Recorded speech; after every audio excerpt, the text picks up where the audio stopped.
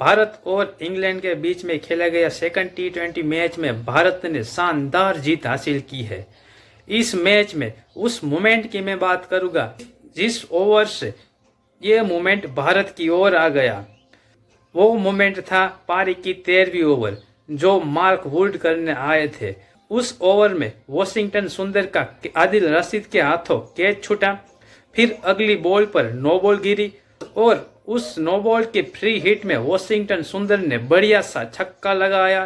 फिर अगली बॉल पर वॉशिंगटन सुंदर ने बढ़िया सा 4 रन मारा और फिर अगली गेंद पर वॉशिंगटन सुंदर ने उसी जगह पर दूसरा चौका मारा और इस चौके की वजह से उस ओवर में कुल 18 रन बने।